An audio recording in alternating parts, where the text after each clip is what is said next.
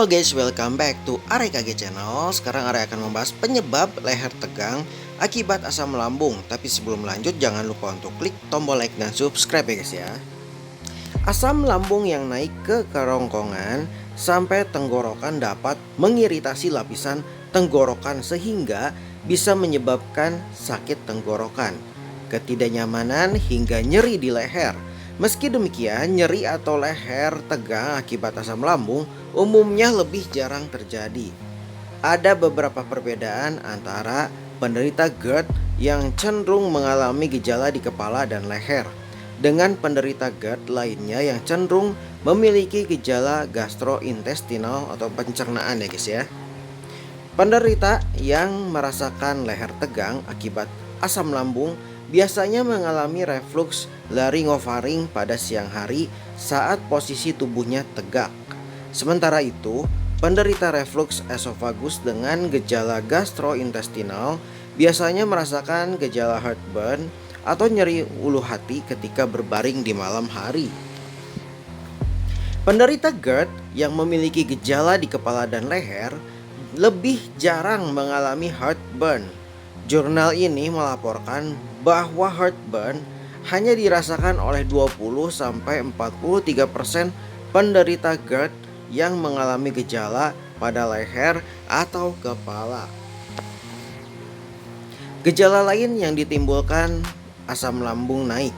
Selain heartburn dan leher tegang akibat asam lambung, berikut adalah beberapa gejala lainnya yang mungkin muncul ya guys ya.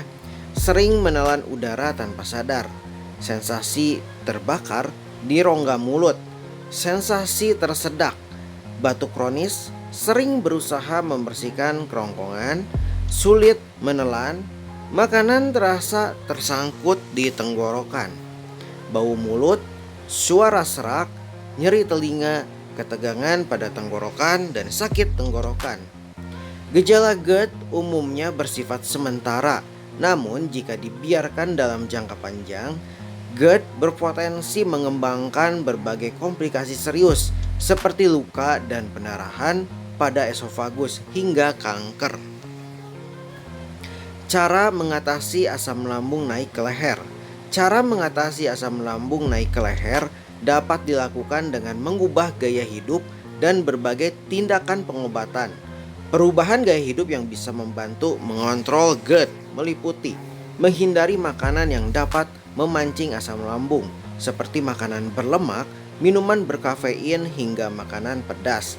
Berhenti merokok, menghentikan atau mengurangi konsumsi alkohol, mengontrol berat badan dan menurunkan berat badan jika berlebihan. Makan dalam porsi kecil tapi lebih sering, menghindari memakai pakaian ketat, menghindari makan 4 jam sebelum tidur. Jangan berbaring dalam waktu 3 jam setelah makan. Meninggikan kepala sekitar 10-20 cm saat tidur. Menghindari obat-obatan yang dapat menurunkan tekanan otot kerongkongan bagian bawah seperti theophylline, antikolinergik, penghambat saluran kalsium, dan nitrat. Sementara itu, berikut adalah obat-obatan yang bisa diresepkan dokter untuk mengatasi leher tegang akibat asam lambung. Yang pertama ada antasida ya guys ya, lalu antagonis reseptor H2, pelindung mukosa atau sitoprotektif, agen kolinergik, agen prokinetik, penghambat pompa proton atau PPRI ya guys ya. Obat-obatan GERD biasanya hanya bisa didapatkan dengan resep dokter. Jika leher tegang akibat asam lambung atau gejala GERD lainnya yang kamu alami tidak membaik atau sering berulang, meski telah mengubah gaya hidup dan mengkonsumsi obat-obatan, tindakan bedah mungkin dapat direkomendasikan dokter. GERD dan makanan yang harus dihindari. Untuk membantu mengurangi munculnya gejala GERD, pola makan harus berfokus dengan menghindari makanan yang cenderung memicu naiknya asam lambung. Jenis makanan ini meliputi makanan yang mengandung asam tinggi, makanan dengan kandungan lemak tinggi. Pada taraf tertentu, semua jenis makanan sebenarnya akan meningkatkan produksi asam lambung. Tetapi, makanan berlemak tinggi akan menambah produksi asam jauh lebih banyak. Jenis makanan ini juga cenderung tertahan lebih lama di lambung dan memicu otot di bagian bawah esofagus mulai rileks sampai terjadi refluks asam lambung. Mengatur pola makan untuk penderita asam lambung yang naik. Di samping pemilihan jenis makanan untuk penderita asam lambung naik, kamu juga perlu memperhatikan waktu makan, terutama di malam hari ya guys ya. Santapan makan malam dilakukan setidaknya 2-3 jam sebelum jam tidur. Setelah itu, hindari mengemil sesaat sebelum tidur. Usahakan agar kamu tetap beraktivitas dalam posisi duduk tegak sesudah makan malam. Dengan ini makanan akan lebih cepat turun dari lambung dan dicerna lebih sempurna. Makanan yang lebih cepat dicerna akan mengurangi resiko produksi asam lambung berlebih. Demikian juga dengan resiko asam lambung dan sisa makanan di lambung yang kembali ke esofagus saat penderita berbaring untuk tidur.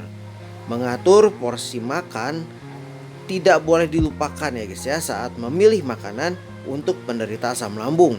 Makan dalam porsi besar akan memicu produksi lebih banyak asam lambung. Makanan lebih lama dicerna dan menimbulkan tekanan pada bagian bawah esofagus. Akibatnya cenderung terjadi reflux. Oke guys, sekian saja info dari AREKG Channel. Semoga info ini bermanfaat untuk semuanya. Dan jangan lupa untuk klik tombol like dan subscribe ya guys ya. Dan see you, bye bye.